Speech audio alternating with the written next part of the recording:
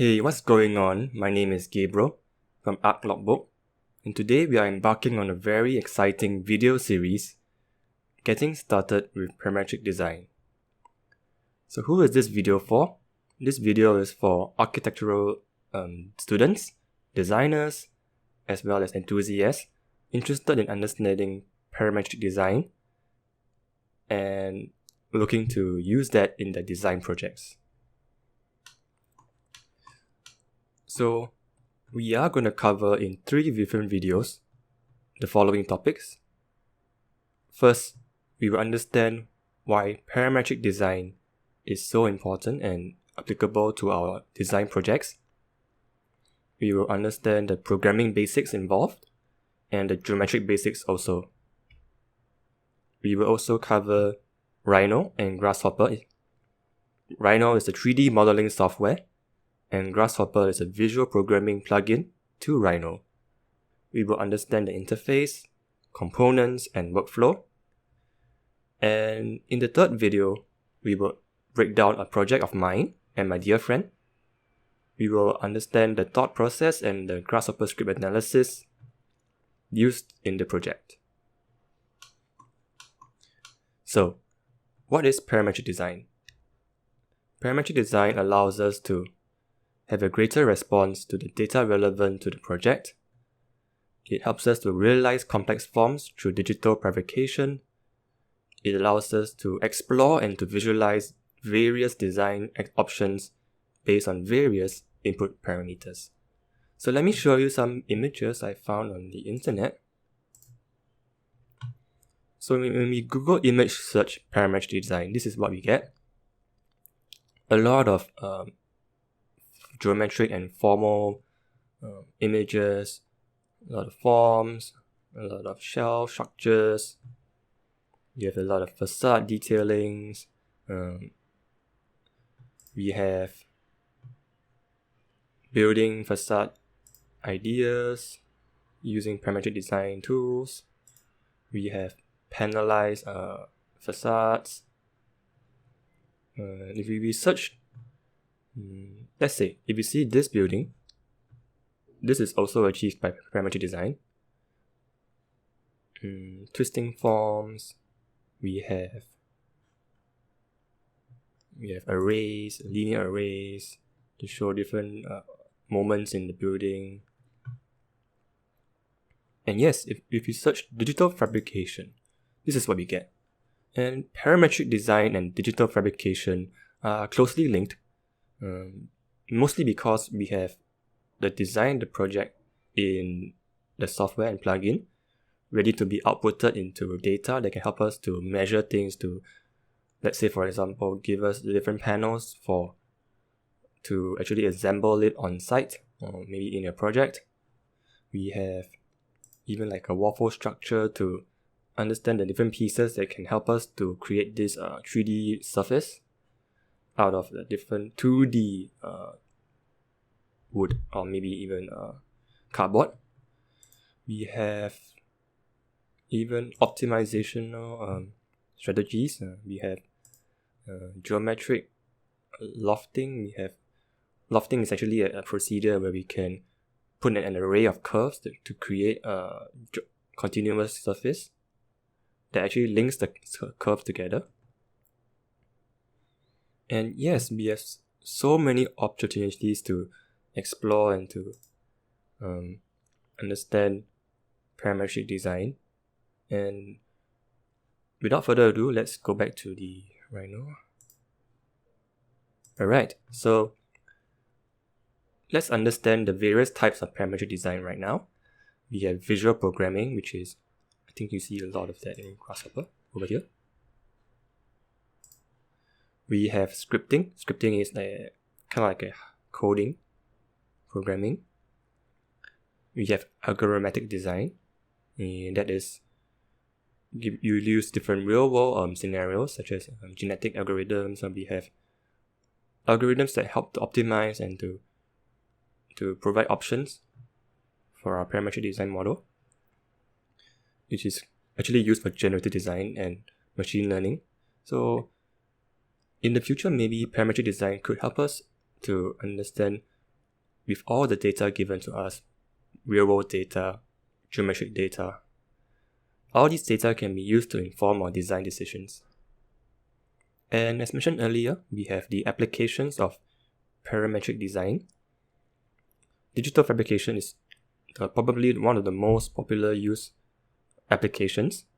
We have the idea of choosing options from a wide variety of design options that can be generated due to the various input parameters that we give to the model. We have the freedom and the flexibility to explore complex and sometimes maybe surprising forms without any cost of time and money. All this can be done through the software simulation.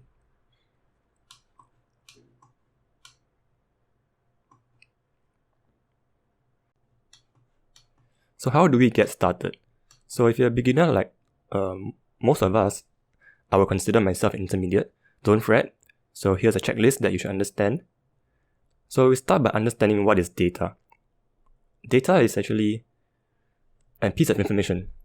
And information can be in very many types. It can be in different forms such as like geometric data. It can be numeric data. It can be pictorial data, image data. Information that you can actually capture and to transfer from one place to another place. It could be information containing ages of people or data of images of bicycles. It can be anything. And we see data all around us. Data, especially in a data-centric world where we see our services being digitalized, all this data is stored somewhere and it's also translated into our desired outputs. Next, we actually try to understand the programming concepts and languages available. So one of the easiest languages to learn is Python.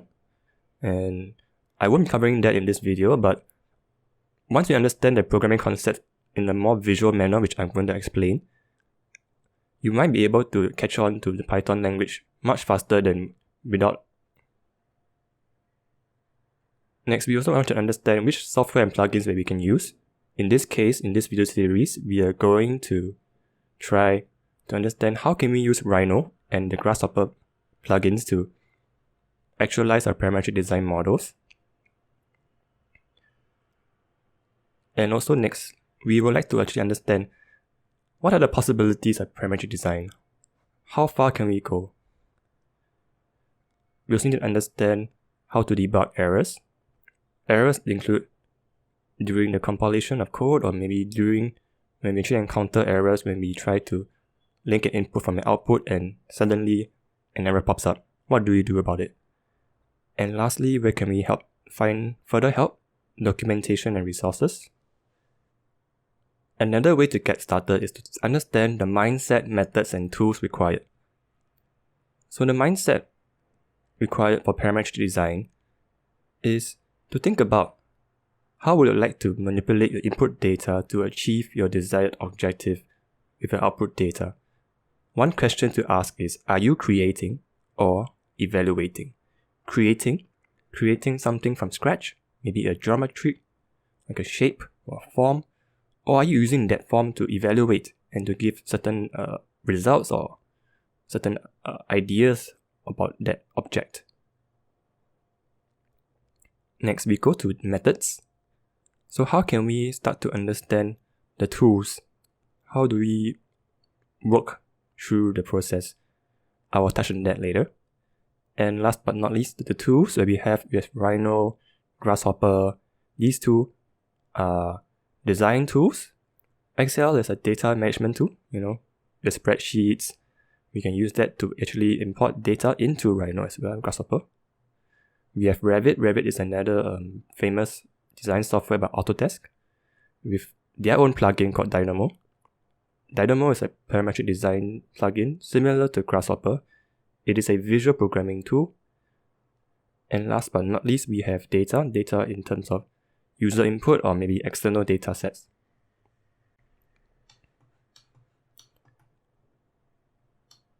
So, when we start with to understand parametric design, one of the basic ideas about parametric design is having an input, going through a function, and having an output. So in this case, I call it the cake model. We have ingredients such as eggs, flour, and sugar. We put all these in the mixing bowl and you mix it and mix it. That's the function. We mix for 1 minute. 1 minute. So that phrase, beating mixture for 1 minute, that actually tells us that we have the input. The input is a bowl of ingredients and we beat it for 1 minute. And if 1 minute is over, we stop beating it. And the output is a bowl of beaten ingredients. And then we put that input into the oven, preheat at 200 degrees Celsius for 20 minutes.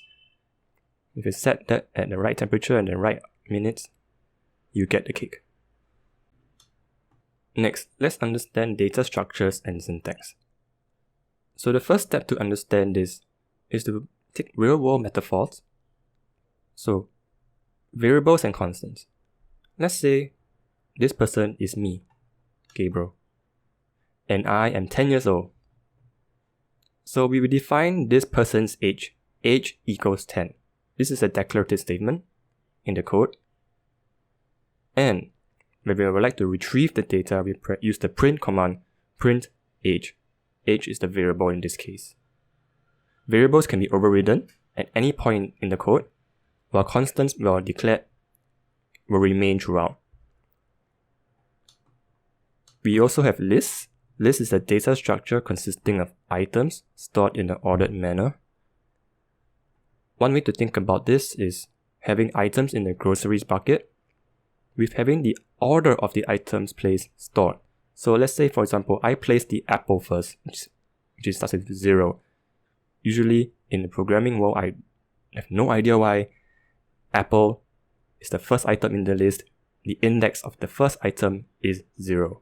Okay? Index is the label of the position of the item in the list. And let's say if you have pear is the second item, pear will have the index of 1. Banana is the third item in the list. The index will be 2. So similarly to retrieving the data of a variable called age, if you want to retrieve the first item in the list, we say print again. We print the list name, grocery list, index 0, corresponding to this item in the list. And the result is apple. We also have dictionary. Dictionary is a data structure consisting of key-value pairs. So, in our real world, we have a key log and a key. So, we all know that one log has a unique key. And in this case, when we define a dictionary consisting of 2 key-value pairs. The string, before I forget, string is placed with quotation marks. Integers is numbers with no decimal points. And there are also many other types of native data types. Okay, take a note on that, which I will go through later. So we said Nicholas has a value of 20. The string Nicholas is a key. The string Glenn is a second key. And the value of the second key is 53. Similarly to the other two types, when we want to retrieve a value of a certain key, we say the print command, test dictionary is the name of the dictionary, .get is a method. Method means an operation to act on that dictionary that you just declared that you want to work on, and to get that value of the key named Nicholas. Next, let's dive into list syntax and operations. Firstly, we define the list. A list can be defined in the syntax as follows. See, the list name equals square brackets item 1, comma, item 2, comma, and so on. You can add as many items as you like. Items can be of various data types, integers, floats, I like decimals, booleans, true or false, arising from a statement that checks for a condition in your functions, etc. It can also be a geometric data types like points, lines, polylines, circles, you name it. We can also create nested lists. List C is an example of a nested list. Here we see a list containing 2 lists, and each of the 2 lists consists of 3 data items. The first list consists of 3 integer items, 0, 1, and 2, and the second list consists of 3 integer items, 3, 4, and 5. And if we jump over to list index, the index is actually a label of the position of the item in the list. And if you use the list name, square brackets 0, list A, square bracket 0, we get 0 because we're calling back list A here. List A, 0. 0 meaning the first item in the list, the output is 0. Similarly, list A, square bracket 2, the output of that is 5 because we are looking at the third item in the list. List C, square bracket 1, this is referring to the second list. Square bracket 0, first item, 3.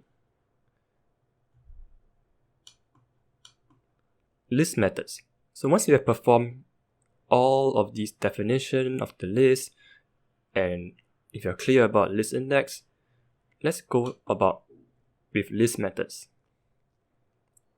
So you can perform the following: item retrieval, inserting items, sorting them, shifting them in terms of how much I can shift the items by 1 or by 2, to the right or to the left, splitting and combining the lists, selecting items in a specific manner. Let's say I want to pick every single second item, or if I like to reverse the list. All of these can be accessed through the full stop list B full stop insert method, for example for the inserting item method. And in this case, the methods always require another input. So when we take a bracket, we place 2.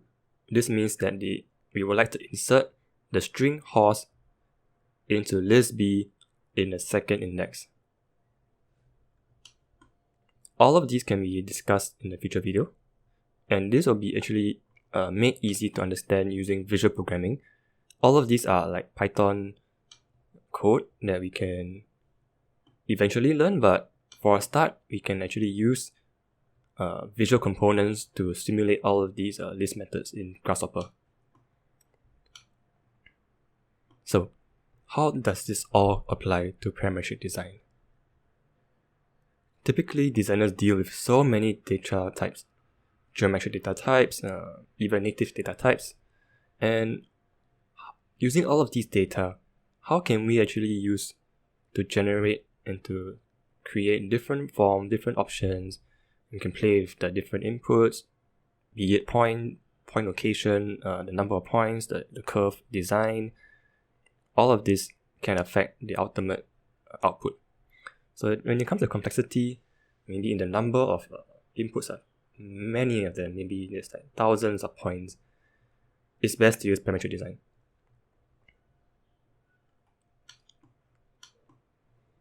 So let's dive into functions. So functions are the oven of the baking process, the mixer, This is the meat of the code, of the parametric design model that you are creating.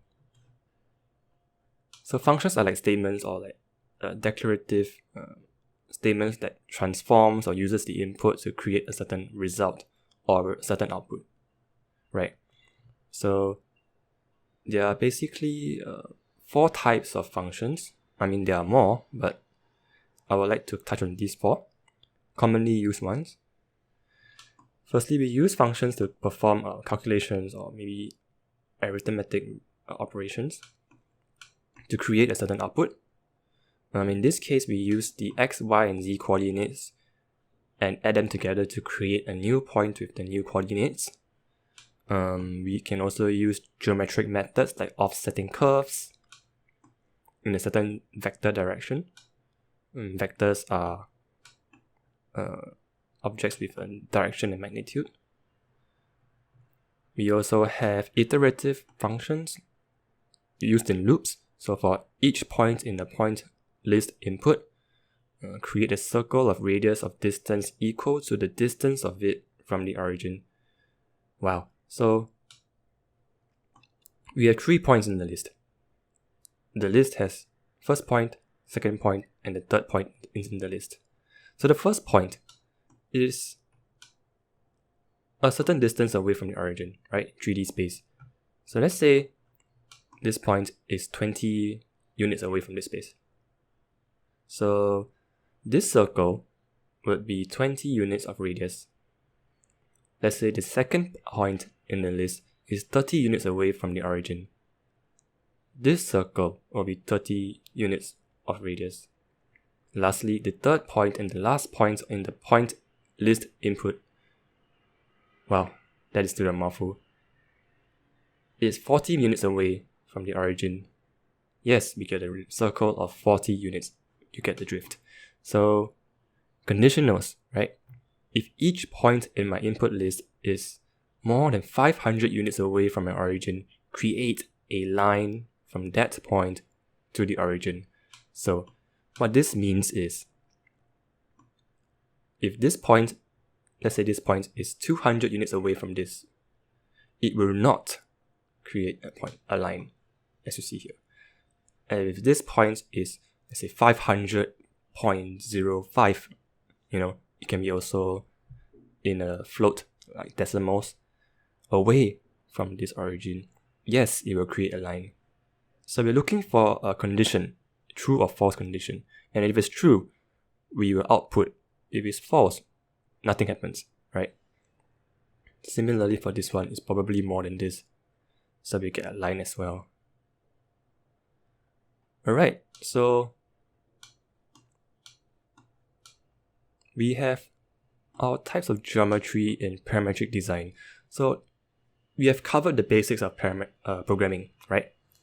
So understanding geometric types is the next step to parametric design. So we have the points. Point is a object in 3D space. It has coordinates x, y, z, or polar or spherical coordinates. A vector has direction and magnitude. A line is made of 2 points. Plane has a origin, which is a point, and a normal vector, which is the vector that shows the perpendicular motion from that origin. That too will create the plane itself. The surface can be made up of 2 or 3 points. Box, it can be made up of 1 point and x, y, z size. Polyline, made up of a lot of points. Spline, which can be made up of points as well. And in this case, you form a curve instead of a pointed line. Circle, which are points of origin and a certain radius. Cylinder, origin, a radius, and a height. And if we realize, all of these geometries start with points, right? And the key to understand geometric types is to understand that points and vectors, right? Points can be created by 2 ways. One is just to establish the coordinates, and the other way is to have an existing point as an input and to move that point by a certain vector to create another point. As you see in this graph here, 430 is the input point. And if you place a movement vector, let's say 3, x coordinates to the right, plus 3. Minus 2 means negative y direction, which is downwards. And in this case it's 0. The z coordinate is 0. We get the new point, which is 710, right? It's the addition of all of these coordinates. This is the other way of creating 2 points, right? And then you have 2 points and you can connect them to form a line. And this whole process continues, and to create your surfaces, you can create your plane. So it starts with points and vectors. These two are probably the most important data types that you can use in a parametric design model.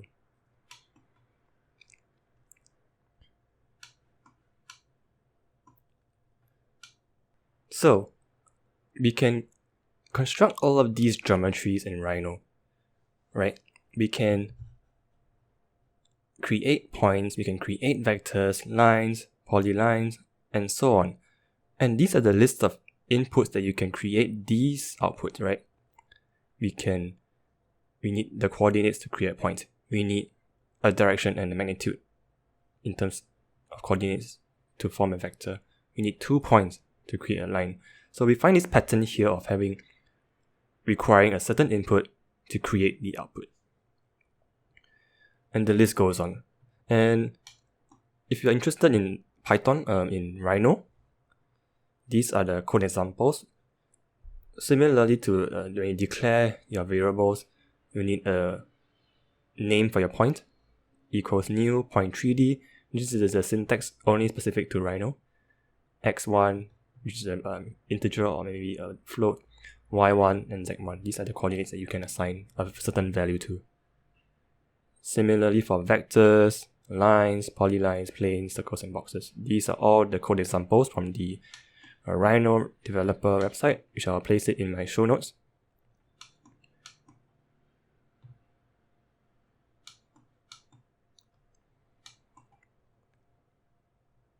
Next, let's cover the overview of the most common geometric operations that you need to know in order to be successful in your parametric design journey. So let's break it down. The first category, the first row, we see all the curve operations, right? And we split the operations into 3 columns: create, transform, and analyze. Create. So we see all the dotted lines are all inputs, right? In this case, a line to create a curve, create a line type curve, we need 2 input points. 4 points for polylines. Maybe 4 points for NURBS curve, which is a non-uniform rationalized Beers line. Interpolated curves, a fit line. And we can use transform map operations to that curves. We can divide the curves into points, we can scale the curve, we can mirror the curve, we can rotate it, we can project it, we can fill it, we can array curve, we can tween curves. Tween curves is basically you give 2 lines as an input and it will generate the intermediate curves that span between the 2 curves. We have analyze. Analyze will give you a certain result, maybe a numeric result or maybe a net object. Let's say for example we have points on curve that they would like to check out, or maybe to extract the endpoints of the curve, or to create a point that is closest to the input point, or to have 2 curves intersect and to get the point as an output, or to see the curve is closed. All of these operations can be found in one way or another in the Grasshopper interface. Lastly, we have the surface and polysurface category. So surfaces and polysurfaces are, pretty similar to curves, but in this case now the inputs can be either points, lines, or even curves, right? We have the loft, which is one of the most popular ones, having a series of curves, and then you create a connecting surface linking all the 3 curves together. We have extrude, which we give an input of a vector, then a curve to get a surface or a polysurface. Polysurface means like more than one surface. If you have sweep or revolve or pipe, we give them a line and then we give them a certain radius of the curve to wrap around the pipe. For example, we have a cone, box, cylinder, sphere. All of these can be created from points, and maybe the x, as you can recall from the previous slide, x, y, and z sizes, which means the size in terms of the direction of the boxes. We also can create surfaces from points and edges, which is one of the most popular ones, apart from lofting and extruding. So points are basically one of the fundamental geometric data types used to create all of these geometries. And it's key to use points at the start, right? Which I'll explain in the next video. Moving on to transform operations, we have divide surfaces, we have offset surfaces, merge and flip surfaces. We have cap holes. Maybe you want to create a mesh geometry to 3D print. We can use this a lot. To 3D print, we need a closed mesh to print. If not, it will be a screw up. Moving on to transform operations, we have divide to print. If not, it will be on to transform operations, we have divide to print. If not, it will be